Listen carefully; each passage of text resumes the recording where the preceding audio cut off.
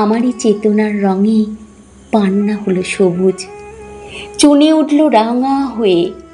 আমি চোখ মেললুম আকাশে, জ্বলে উঠল আলো পূবে পশ্চিমে। গোলাপের দিকে চেয়ে বললুম, সুন্দর সুন্দর হলো সে।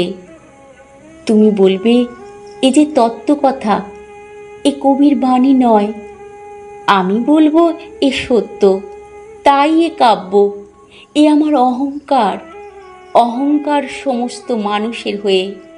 মানুষের অহংকার পটে বিশ্বকর্মার বিশ্বশিল্প। তত্ত্বজ্ঞানী জপ করছেন নিঃশ্বাসে প্রশ্বাসে, না না না, না পান্না না চুনি, না আলো না গোলাপ, না আমি না তুমি। ওদিকে অসীম যিনি, তিনি স্বয়ং করছেন সাধনা মানুষের সীমানায়।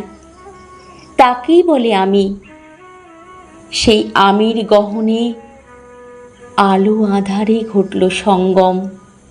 দেখা দিল রূপ, জেগে উঠল রস, না কখন ফুটে উঠে হলো হাঁ। মায়ার মন্ত্রে, রেখায় রঙে, সুখে দুঃখে। একে বলো না তত্ত্ব, আমার মন হয়েছে পুলকিত। বিশ্ব আমির রচনার আসরে হাতে নিয়ে তুলে, পাত্রে নিয়ে রং। পণ্ডিত বলেছেন বুড়ো চন্দ্রটা নিষ্ঠুর চতুর হাসি তার। মৃত্যুদূতের মতো গুড়ি মেরে আসছে সে পৃথিবীর পাঁজরের কাছে। একদিন দেবে চরম টান তার সাগরে পর্বতে। মর্তলোকের মহাকালের নূতন খাতায় পাতা জুড়ে নামবে একটা শূন্য। গিলে ফেলবে দিন রাতের জমা খরচ। মানুষের কীর্তি হারাবে অমরতার ভান।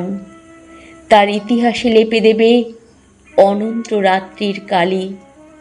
মানুষের যাবার দিনের চোখ বিশ্ব থেকে নিকিয়ে নেবে রং। মানুষের যাবার দিনের মন ছানিয়ে নেবে রস। শক্তির কম্পন চলবে আকাশে আকাশে, জ্বলবে না কোথাও আলো।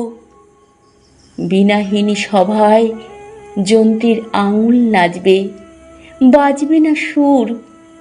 সেদিন কবিত্বহীন বিধাতা একা রবেন বসে নীলিমাহীন আকাশে, ব্যক্তিত্ব হারা অস্তিত্বের গণিত তত্ত্ব নিয়ে।